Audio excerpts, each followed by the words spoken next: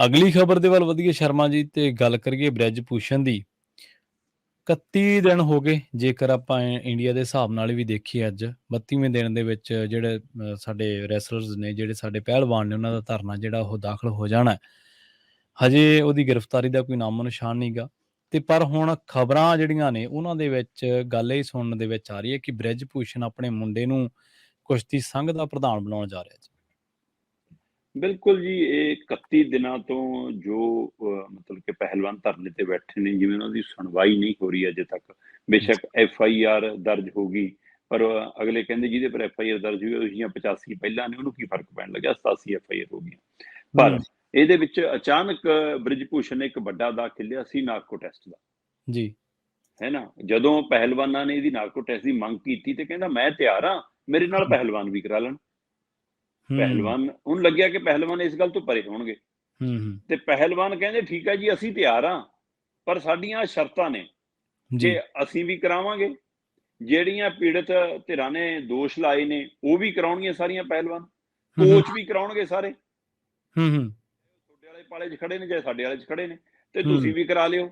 ਤੇ ਪਰ ਸ਼ਰਤ ਇਹੀ ਹੈ ਕਿ ਅਦਾਲਤ ਦੀ ਦੇਖ ਰੇਖ ਹੇਠ ਹੋਊਗਾ ਨਾਰਕੋ ਟੈਸਟ, ਤੇ ਉਹਦਾ ਲਾਈਵ ਟੈਲੀਕਾਸਟ ਚੱਲੂਗਾ ਜੀ, ਤਾਂ ਕਿ ਲੋਕਾਂ ਨੂੰ ਵੀ ਪਤਾ ਲੱਗ ਜਾਵੇ ਸਵਾਲ ਕਿਹੜੇ ਨੇ ਤੇ ਜਵਾਬ ਕਿਹੜੇ।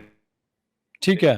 ਹੁਣ ਬ੍ਰਿਜ ਭੂਸ਼ਣ ਦਾ ਦਾਅ ਤਾਂ ਇੱਥੇ ਸਮਝ ਆਉਂਦਾ ਕਿ ਬ੍ਰਿਜ ਭੂਸ਼ਣ ਇਸ ਲਈ ਦਾਅ ਚੱਲਦੇ ਨੇ ਕਿ ਉਹਨਾਂ ਨੂੰ ਲੱਗਦਾ ਕਿ ਇਹ ਸਵਾਲਾਂ ਦੇ ਵਿੱਚ ਇਹ ਪਤਾ ਲੱਗ ਜਾਵੇ ਕਿ ਇਹਨਾਂ ਨੂੰ ਧਰਨੇ ਤੇ ਕਿਹਦੀ ਸ਼ਹਿ ਤੇ ਬੈਠੇ ਨੇ ਜੀ, ਕਿਹੜੀ ਪਾਰਟੀ ਦੀ ਸਪੋਰਟ ਹੈ ਜੀ, ਕਿਹੜੇ ਬੰਦਿਆਂ ਨੇ ਇਹਨਾਂ ਨੂੰ ਚੱਕਿਆ ਜੀ। ਉਧਰ ਉਹ ਕਹਿੰਦੇ ਕਿ ਅਸੀਂ ਇਸ ਲਈ ਕਰਾਉਣਾ ਚਾਹੁੰਦੇ ਹਾਂ ਤਾਂ ਕਿ ਇਹਦਾ ਕੱਚਾ ਚਿੱਟਾ ਸਾਰਾ ਸਾਹਮਣੇ ਆ ਜਾਵੇ ਕਿ ਇਹਨੇ ਕਿਵੇਂ ਸ਼ੋਸ਼ਣ ਕੀਤਾ, ਕਿਵੇਂ ਛੇੜਖਾਨੀ ਕੀਤੀ, ਕਿਹੜੇ ਕਿਹੜੇ ਢੰਗ ਤਰੀਕੇ ਅਪਣਾਏ, ਕੀ ਕੀ ਇਹ ਕਰਦਾ ਹੈ ਧੋਖਾਧੜੀਆਂ। ਕਹਿੰਦੇ ਇਸ ਲਈ ਅਸੀਂ ਚਾਹੁੰਦੇ ਹਾਂ ਕਿ ਲਾਈਵ ਵੀ ਹੋਵੇ ਤੇ ਅਦਾਲਤ ਦੀ ਦੇਖ ਰੇਖ ਹੇਠ ਹੋਵੇ। ਪਰ ਇਸ ਮਾਮਲੇ ਤੋਂ ਗੋਲ ਹੋ ਗਈ ਜੀ ਮਾਮਲਾ। ਪਰ ਅਚਾਨਕ ਜਦੋਂ ਮੈਡਲਾਂ ਦੀ ਵਾਪਸੀ ਦੀ ਗੱਲ ਹੀ, ਕਹਿੰਦਾ ਮੈਡਲ ਕੀ ਨੇ 15-15 ਰੁਪਏ ਦੇ। ਇਹ ਉਹ ਕਹਿ ਰਿਹਾ ਜਿਹੜਾ ਉਹ ਇਸੇ ਕੁਸ਼ਤੀ ਸੰਘ ਦਾ ਮੁਖੀ ਹੈ ਤੇ ਜਿਹਦੇ ਲਈ ਪਹਿਲਵਾਨ ਜੂਝਦੇ ਨੇ, ਜਿਹਦੇ ਮੈਡਲਾਂ ਜਿੱਤਣ ਤੋਂ ਬਾਅਦ ਉਹਨਾਂ ਨੂੰ ਚੁੰਮਿਆ ਜਾਂਦਾ ਤੇ ਫਿਰ ਤਿਰੰਗਾ ਲਹਿਰਾਇਆ ਜਾਂਦਾ ਤੇ ਦੇਸ਼ ਭਰ 'ਚ ਉਹਨਾਂ ਮੈਡਲਾਂ ਨੂੰ ਲੈ ਕੇ ਉਹਨਾਂ ਨੂੰ ਸਨਮਾਨਿਤ ਕੀਤਾ ਜਾਂਦਾ। ਤੇ ਹੁਣ ਉਹ 15 ਰੁਪਏ ਦੱਸ ਰਿਹਾ ਉਹਦਾ ਮੁਖੀ। ਤੋ ਇਹਦਾ ਮਤਲਬ ਤੁਸੀਂ ਜੇ ਮੈਡਲ ਦਾ ਸਨਮਾਨ ਨਹੀਂ ਕਰਨਾ ਚਾਹੁੰਦੇ, ਫਿਰ ਪਹਿਲਵਾਨਾਂ ਦਾ ਕੀ ਸਨਮਾਨ ਕਰਦੇ ਹੋਗੇ, ਇੱਥੋਂ ਹੀ ਅੰਦਾਜ਼ਾ ਲੱਗਦਾ। ਤੇ ਫਿਰ ਇੱਥੇ ਤੱਕ ਆ ਗਿਆ, ਕਹਿੰਦਾ ਜੀ ਇਹ ਕੁੜੀਆਂ ਤਾਂ ਕੁੜੀਆਂ ਥੋੜਾ ਨੇ, ਪਹਿਲਵਾਨ ਥੋੜਾ ਨੇ, ਇਹ ਤਾਂ ਮਥਰਾ ਕਕਈ ਨੇ। ਠੀਕ ਹੈ, ਇਹ ਤਾਂ ਮੰਥਰਾ ਨੇ ਤੇ ਕਕਈ ਨੇ, ਮਤਲਬ ਇਹੀ ਜੀ ਸੰਗਿਆ ਤੇ ਇਹ ਭਾਸ਼ਾ। ਇੱਥੋਂ ਤੱਕ ਹੀ ਨਹੀਂ ਰੁਕਿਆ ਪ੍ਰਵੀਨ ਜੀ ਮਾਮਲੇ ਤੋਂ ਅੱਗੇ ਵਧਿਆ।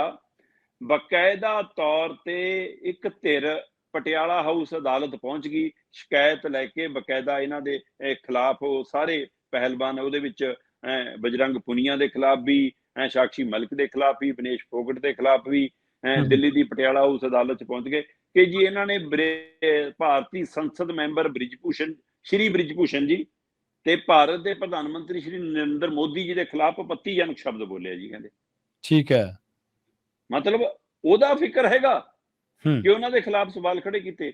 ਪਰ ਇਹੀ ਵਿਅਕਤੀ, ਇਹੀ ਧਿਰ ਇਹ ਲੈ ਕੇ ਕਿਉਂ ਨਹੀਂ ਪਹੁੰਚੀ ਕਿ 31 ਦਿਨ ਤੋਂ ਸਾਡੇ ਦੇਸ਼ ਦੀਆਂ ਧੀਆਂ ਬੈਠੀਆਂ ਨੇ ਜੀ, ਸਾਡੇ ਪਹਿਲਵਾਨ ਬੈਠੇ ਨੇ ਜੀ, ਇਹਨਾਂ ਦੀ ਸੁਣਵਾਈ ਕਿਉਂ ਨਹੀਂ ਕਰਦੀ ਸਰਕਾਰ ਜੀ, ਇਹਨਾਂ ਦੇ ਖਿਲਾਫ ਜਿਹੀ ਜੀ ਭਾਸ਼ਾ ਬ੍ਰਿਜ ਭੂਸ਼ਣ ਬੋਲਦਾ ਜੀ, ਉਹਦੇ ਪਰ ਐਕਸ਼ਨ ਕਿਉਂ ਨਹੀਂ ਜੀ। ਸੋ ਇਹ ਡਰਾਮਾ ਦੇਖੋ ਜੀ। ਪਰ ਇਹ ਸਭ ਦੇ ਰੋਲੇ ਰੱਪੇ ਦੇ ਵਿੱਚ, ਇਹ ਸਾਰੇ ਮਾਮਲਿਆਂ ਦੇ ਵਿੱਚ ਜਿਹੜੀ ਖੇਡ ਸੀ ਉਹ ਸੀ ਚੋਣਾਂ ਦੀ ਖੇਡ। ਕਿਉਂਕਿ ਜਦੋਂ ਪਹਿਲਵਾਨ ਧਰਨੇ ਤੇ ਬੈਠੇ ਉਸ ਤੋਂ ਬਾਅਦ ਚੋਣਾਂ ਬਹੁਤ ਨੇੜੇ ਸੀਗੀਆਂ, ਪਰ ਉਸ ਚੋਣ ਪ੍ਰਕਿਰਿਆ ਦੇ ਦੌਰਾਨ ਹੀ ਮਤਲਬ ਫਿਰ ਅਚਾਨਕ ਇਸ ਨੂੰ ਭੰਗ ਕਰ ਦਿੱਤਾ ਗਿਆ ਕਿ ਠੀਕ ਹੈ ਅਸੀਂ ਕੁਸ਼ਤੀ ਮਹਾਂਸੰਘ ਨੂੰ ਭੰਗ ਕਰਦੇ ਹਾਂ ਤੇ ਉਧਰ FIR ਦਰਜ ਕਰਦੇ ਹਾਂ, ਇੱਕ ਨਹੀਂ 2 FIR ਦਰਜ ਕਰਦੇ ਹਾਂ ਤੇ ਨਵੀਂ ਚੋਣ ਹੋ ਜਾਊਗੀ। ਹੁਣ ਜਦੋਂ ਨਵੀਂ ਚੋਣ ਹੋਣੀ ਹੈ ਪ੍ਰਵੀਨ ਜੀ, ਤਾਂ ਨਵੀਂ ਚੋਣ ਦੇ ਵਿੱਚ ਚੁਣਨਾ ਕਿਹਨੇ ਹੁੰਦਾ? ਜਿੰਨੀਆਂ ਫੈਡਰੇਸ਼ਨਾਂ ਨੇ ਉਹਨਾਂ ਫੈਡਰੇਸ਼ਨਾਂ ਦੇ ਪ੍ਰਧਾਨ ਔਰ ਜਨਰਲ ਸੈਕਟਰੀ ਦੀ ਵੋਟ ਹੁੰਦੀ ਹੈ। ਮਤਲਬ ਭਾਰਤ ਦੇ ਜਿੰਨੇ ਸੂਬੇ ਨੇ, ਜਿਹੜੇ ਮਤਲਬ ਕੇਂਦਰ ਸ਼ਾਸਿਤ ਪ੍ਰਦੇਸ਼ ਨਹੀਂ ਹੈਗੇ, ਜਿਹੜੇ ਸੰਪੂਰਨ ਸੂਬੇ ਨੇ, ਉਹਨਾਂ ਸੂਬਿਆਂ ਦੇ ਵਿੱਚ ਜਿਹੜੀ ਭਾਰਤੀ ਕੁਸ਼ਤੀ ਸੰਘ ਨਾਲ ਸੰਬੰਧਿਤ ਫੈਡਰੇਸ਼ਨ ਹੈ ਉਹਨਾਂ ਸਟੇਟ ਦੀ, ਉਹਨਾਂ ਦੇ ਪ੍ਰਧਾਨ ਤੇ ਜਨਰਲ ਸੈਕਟਰੀ ਵੋਟ ਪਾਉਣਗੇ। ਜਿੰਨੇ ਕੇਂਦਰ ਸ਼ਾਸਿਤ ਪ੍ਰਦੇਸ਼ ਨੇ ਉਹਨਿਆਂ ਦੀ ਇੱਕ ਵੋਟ ਹੈ, ਇੱਕ ਵੋਟ ਹਰੇਕ ਦੀ। ਤੇ ਪਰ ਦਿੱਲੀ ਜਿਹੜਾ ਕੇਂਦਰ ਸ਼ਾਸਿਤ ਪ੍ਰਦੇਸ਼ ਹੈ ਉਹਦੀਆਂ 2 ਵੋਟਾਂ ਸੂਬਿਆਂ ਮੰਗੇ ਨੇ। ਸੋ ਏਦਾਂ ਉਹ ਸਾਰੇ ਵੋਟਾਂ ਪਾਉਂਦੇ ਨੇ ਤੇ ਵੋਟਾਂ ਪਾਉਣ ਦੇ ਲਈ ਬਕਾਇਦਾ ਜਨਰਲ ਹਾਊਸ ਦੀ ਬੈਠਕ ਹੁੰਦੀ ਹੈ। ਜਨਰਲ ਹਾਊਸ ਦੀ ਬੈਠਕ ਦੇ ਵਿੱਚ ਤੈਅ ਹੁੰਦਾ ਕਿ ਅੱਜ ਭਾਈ ਚੋਣ ਹੋਣੀ ਹੈ। ਜੇਕਰ ਪ੍ਰਧਾਨ ਦੇ ਲਈ, ਜਨਰਲ ਸੈਕਟਰੀ ਦੇ ਲਈ ਵੱਧ ਦਾਅਵੇਦਾਰ ਨੇ ਹੋ ਜਾਂਦੀ ਹੈ, ਜੇ ਵੱਧ ਦਾਅਵੇਦਾਰ ਨਹੀਂ ਹੈਗੇ ਫਿਰ ਸਰਬਸੰਮਤੀ ਨਾਲ ਚੋਣ ਹੋ ਜਾਂਦੀ ਹੈ। ਠੀਕ ਹੈ। ਸੋ ਜਾਂ ਇੱਕੋ ਬੰਦਾ ਜੇ ਹੈਗਾ ਤਾਂ ਫਿਰ ਤਾਂ ਜਿੱਤਣਾ ਤੈਅ ਹੀ ਹੈ। ਇਹਦੇ ਲਈ ਬਕਾਇਦਾ ਕੁਝ ਨਿਯਮ ਅਗਲੇ ਨੇ ਬਣਾਏ ਕਿ ਭਾਈ ਜਿਹੜਾ ਵੀ ਪ੍ਰਧਾਨ ਬਣੂਗਾ ਉਹ 3 ਵਾਰ ਬਣ ਸਕਦਾ। ਜੀ। ਜਾਂ 12 ਸਾਲ, ਇਹਦੀ ਟਰਮ 4 ਸਾਲ ਹੁੰਦੀ ਹੈ, ਤੇ ਇਹਦਾ ਲਈ ਜਾਂ 12 ਸਾਲ ਵੱਧ ਤੋਂ ਵੱਧ, ਨਹੀਂ 3 ਵਾਰ, ਦੋਵਾਂ ਚੋਂ ਜਿਹੜੀ ਵੀ ਚੀਜ਼ ਪਹਿਲਾਂ ਆ ਗਈ ਉਹਦੀ ਪ੍ਰਧਾਨਗੀ ਖਤਮ। ਇਸੇ ਤਰ੍ਹਾਂ ਖਜ਼ਾਨਚੀ ਤੇ ਇਸੇ ਤਰ੍ਹਾਂ ਜਨਰਲ ਸਕੱਤਰ, ਉਹ 2 ਵਾਰੇ ਬਣ ਸਕਦੇ ਨੇ ਜਾਂ 8 ਸਾਲੇ। ਠੀਕ ਹੈ। ਸੋ ਇਹ ਕੁਝ ਟਰਮਾਂ ਨੇ। ਹੁਣ 2019 ਦੇ ਵਿੱਚ ਇਸੇ ਤਰ੍ਹਾਂ ਕੱਲਾ ਹੀ ਸੀ ਬ੍ਰਿਜ ਭੂਸ਼ਣ ਪ੍ਰਧਾਨ, ਤੇ ਕੱਲਾ ਹੀ ਫਿਰ ਚੁਣ ਹੋ ਗਿਆ।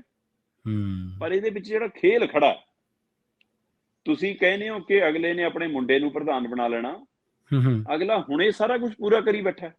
ਜੀ। ਸੰਘ ਨੂੰ ਭੰਗ ਕਰ ਦਿੱਤਾ ਗਿਆ, ਪਰ ਅਜੇ ਵੀ ਬ੍ਰਿਜ ਭੂਸ਼ਣ ਆਪਣੇ ਆਪ ਨੂੰ ਪ੍ਰਧਾਨ ਲਿਖਦਾ, ਤੇ ਉਹਦਾ ਪੱਖ ਪੂਰਨ ਵਾਲੇ ਉਹਨੂੰ ਬਚਾਉਣ ਵਾਲੇ ਕਹਿੰਦੇ ਨਹੀਂ ਜੀ ਉਹ ਤਾਂ ਇਸ ਲਈ ਲਿਖਦਾ ਕਿ ਉਹਨੇ ਅਸਤੀਫਾ ਥੋੜਾ ਦਿੱਤਾ, ਉਹ ਤਾਂ ਅਜੇ ਕੰਮ ਦੇਖ ਹੀ ਰਿਹਾ ਨਾ, ਅਜੇ ਭੰਗੇ ਹੋਇਆ। ਜਦੋਂ ਮਤਲਬ ਨਵੀਂ ਚੋਣ ਹੋ ਜੂਗੀ ਫਿਰ ਲਿਖਣੋਂ ਹਟ ਜੂਗਾ, ਤੇ ਨਵਾਂ ਬਿਲਕੁਲ ਜੀ ਉਹ ਕਹਿੰਦਾ ਜਾਂ ਤਾਂ ਮੇਰੇ ਮੁੰਡੇ ਨੂੰ ਬਣਾ ਦਿਓ, ਜੇ ਮੇਰੇ ਮੁੰਡੇ ਨੂੰ ਨਹੀਂ ਬਣਾਉਣਾ ਤਾਂ ਮੇਰਾ ਇੱਕ ਖਾਸਮ ਖਾਸ ਹੈ ਉਹਨੂੰ ਬਣਾ ਦਿਓ, ਜੇ ਉਹਨੂੰ ਨਹੀਂ ਬਣਾਉਣਾ ਮੇਰਾ ਦੂਆ ਖਾਸਮ ਖਾਸ ਹੈ ਉਹਨੂੰ ਬਣਾ ਦਿਓ, ਜੇ ਇਹਨਾਂ ਤਿੰਨਾਂ ਨੂੰ ਨਹੀਂ ਬਣਾਉਣਾ ਤਾਂ ਸਾਡਾ ਜਵਾਈ ਆ ਉਹਨੂੰ ਬਣਾ ਦਿਓ।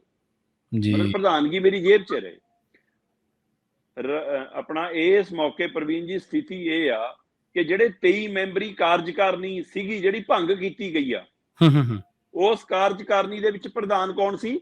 ਬ੍ਰਿਜ ਭੂਸ਼ਣ ਜੀ। ਤੇ ਉਹਦੇ ਵਿੱਚ ਸੀਨੀਅਰ ਵਾਈਸ ਪ੍ਰਧਾਨ ਤੋਂ ਬਾਅਦ ਵਾਈਸ ਪ੍ਰਧਾਨ ਦਾ ਉਹਦਾ ਹੁੰਦਾ। ਵਾਈਸ ਪ੍ਰਧਾਨ 6 ਹੁੰਦੇ ਨੇ ਜੀ। ਇਹਨਾਂ 6 ਵਾਈਸ ਪ੍ਰਧਾਨਾਂ ਦੇ ਵਿੱਚੋਂ ਇੱਕ ਵਾਈਸ ਪ੍ਰਧਾਨ ਪਤਾ ਵੀ ਕੌਣ ਹੈ? ਬ੍ਰਿਜ ਭੂਸ਼ਣ ਦਾ ਮੁੰਡਾ ਕਰਨ ਭੂਸ਼ਣ ਸਿੰਘ। ਠੀਕ ਹੈ।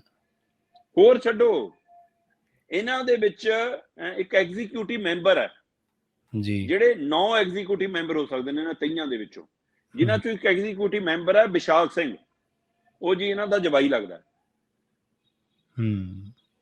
ਮੁੰਡਾ ਵੀ ਹੈਗਾ, ਜਵਾਈ ਵੀ ਹੈਗਾ। ਹੋਰ ਛੱਡੋ, ਇੱਕ ਇਹਨਾਂ ਦੇ ਵਿੱਚ ਬੰਦਾ ਹੈਗਾ ਜੀ Aditya Pratap Singh, joint secretary. Joint secretary 4 ਹੁੰਦੇ ਨੇ, 4 ਚੋਂ ਇੱਕ ਜੁਆਇੰਟ ਸੈਕਟਰੀ ਹੈਗਾ ਜੀ ਅਦਿੱਤਿਆ ਪ੍ਰਤਾਪ ਸਿੰਘ। ਉਹ ਪਤਾ ਵੀ ਕੌਣ ਹੈ ਜੀ? ਬ੍ਰਿਜ ਭੂਸ਼ਣ ਦੇ ਮੁੰਡੇ ਕਰਨ ਭੂਸ਼ਣ ਸਿੰਘ ਦਾ ਸਾਲਾ ਜੀ। ਤੇ ਇਸੇ ਤਰ੍ਹਾਂ ਇੱਕ ਜੁਆਇੰਟ ਸੈਕਟਰੀ ਹੈ ਜੀ ਜੈ ਪ੍ਰਕਾਸ਼ ਗੁੱਜਰ, ਤੇ ਇੱਕ ਖਜ਼ਾਨਚੀ ਹੈ ਜੀ ਸਤਪਾਲ ਦੇਸ਼ਵਾਲ। ਇਹ ਦੋਏ ਬ੍ਰਿਜ ਭੂਸ਼ਣ ਦੇ ਸੱਜੇ ਖੱਬੇ ਮਤਲਬ ਕਿ ਨੱਕ ਦੇ ਵਾਲ ਨੇ ਜੀ ਕਹਿੰਦੇ। ਹੁਣ ਇਹ ਬੰਦੇ ਖਾਸਮ ਖਾਸ ਜਿਨ੍ਹਾਂ ਨੂੰ 23 ਮੈਂਬਰੀ ਕਮੇਟੀ ਚ ਲਿਆ ਗਿਆ, ਪ੍ਰਧਾਨ ਆਪਣੇ ਕੋਲ ਤੇ ਵਾਈਸ ਪ੍ਰਧਾਨਾਂ ਚੋਂ ਇੱਕ ਆਪਣਾ ਮੁੰਡਾ ਜੁਆਇੰਟ ਸੈਕਟਰੀ ਦੇ ਵਿੱਚੋਂ ਇੱਕ ਆਪਣਾ ਖਾਸ ਨੱਕ ਦਾ ਵਾਲ, ਇਸੇ ਤਰ੍ਹਾਂ ਜੁਆਇੰਟ ਸੈਕਟਰੀ ਇੱਕ ਮੁੰਡੇ ਦਾ ਸਾਲਾ, ਇਸੇ ਤਰ੍ਹਾਂ ਖਜ਼ਾਨਚੀ ਆਪਣੇ ਨੱਕ ਦਾ ਵਾਲ, ਇਸੇ ਤਰ੍ਹਾਂ ਐਗਜ਼ੀਕਿਊਟਿਵ ਮੈਂਬਰ ਇੱਕ ਆਪਣਾ ਜਵਾਈ। ਸੋ ਆਹ ਖੇਲਾ ਜੀ, ਇਹੀ ਖੇਲਾ ਹੁਣ ਅਗਲੀ ਵਾਰ ਲਈ ਉਹ ਚਾਹੁੰਦੇ ਨੇ ਕਿ 45 ਦਿਨਾਂ 'ਚ ਹਦਾਇਤ ਹੋਈ ਸੀ ਭੰਗ ਕਰਨ ਤੋਂ ਕਿ 45 ਦਿਨਾਂ ਦੇ ਅੰਦਰ ਅੰਦਰ ਚੋਣ ਕਰਾਉਣੀ ਆ, ਐਡਹੌਕ ਕਮੇਟੀ ਬਣਾਉਣੀ ਆ। ਐਡਹੌਕ ਕਮੇਟੀ ਬਣ ਗਈ ਜਨਾਬ, ਬਕਾਇਦਾ ਤੌਰ ਤੇ ਹਾਲ ਹੀ ਦੇ ਵਿੱਚ ਐਡਹੌਕ ਕਮੇਟੀ ਬਣਾਈ ਗਈ ਆ, ਤੇ ਹੁਣ ਆਉਂਦੇ ਚੰਦ ਦਿਨਾਂ 'ਚ ਵੋਟਾਂ ਹੋ ਸਕਦੀਆਂ। ਔਰ ਉਹਦੇ ਲਈ ਬ੍ਰਿਜ ਭੂਸ਼ਣ ਦੀ ਇਹੀ ਜ਼ੋਰ ਜਮਾਇਸ਼ ਹੈ ਕਿ ਜੇ ਮੈਂ ਪ੍ਰਧਾਨ ਨਹੀਂ ਬਣਦਾ ਤਾਂ ਮੇਰਾ ਮੁੰਡਾ ਹੀ ਪ੍ਰਧਾਨ ਬਣੂਗਾ, ਮੇਰੇ ਮੁੰਡੇ ਨੂੰ ਨਹੀਂ ਬਣਾਉਣਾ, ਸਾਡਾ ਜਵਾਈ ਲੱਗਦਾ, ਇਹਨੂੰ ਬਣਾ ਦਿਓ, ਜੇ ਇਹਨਾਂ ਨੂੰ ਨਹੀਂ ਬਣਾਉਣਾ ਤਾਂ ਜੈ ਪ੍ਰਕਾਸ਼ ਗੁੱਜਰ ਜਾਂ ਫਿਰ ਸਤਪਾਲ ਦੇਸ਼ਵਾਲ, ਇਹਨਾਂ ਦੋਵਾਂ ਚੋਂ ਇੱਕ ਨੂੰ ਤਾਂ ਮੈਂ ਪ੍ਰਧਾਨ ਬਣਾ ਕੇ ਹਟੂੰਗਾ, ਪ੍ਰਧਾਨਗੀ ਮੇਰੇ ਕੋਲੇ ਰਹਿਣੀ ਆ, ਮੇਰੀ ਜੇਬ 'ਚ ਰਹਿਣੀ ਆ। ਸੋ ਇਸ ਦੇ ਬਾਵਜੂਦ ਵੀ ਕੋਈ ਬੋਲ ਨਹੀਂ ਰਿਹਾ, ਕੋਈ ਕੁਛ ਨਹੀਂ ਰਿਹਾ, ਇਹ ਖੇਲਾ ਜਾਰੀ ਹੈ। ਇੱਕ ਪਾਸੇ ਆ ਨਾਰਕੋ ਟੈਸਟ ਜੀ, FIR ਜੀ, ਅਦਾਲਤ ਦੇ ਵਿੱਚ ਅਪੀਲ ਜੀ, ਇਹਨਾਂ 'ਚ ਮਾਮਲਾ ਉਲਝਾਇਆ ਜਾ ਰਿਹਾ, ਤੇ ਦੂਸਰੇ ਪਾਸੇ ਆ ਪਰਦੇ ਓਲਿਓ ਸਰਕਾਰ ਨਾਲ ਮਿਲ ਕੇ ਖੇਡ ਜਾਰੀ ਆ। ਸੋ ਇੰਜ ਧੋਖਾ ਹੋ ਰਿਹਾ ਜਨਾਬ ਜੀ। ਮਤਲਬ ਜੇ ਸਾਡੇ ਘਰੋਂ ਕੁਰਸੀ ਜਾਵੇ ਵੀ ਤਾਂ ਸਾਡੇ ਘਰ 'ਚ ਹੀ ਰਹਿ ਜੇ ਬੰਦਾ, ਭਾਵੇਂ ਹੋਰ ਬਹਿ ਜੇ।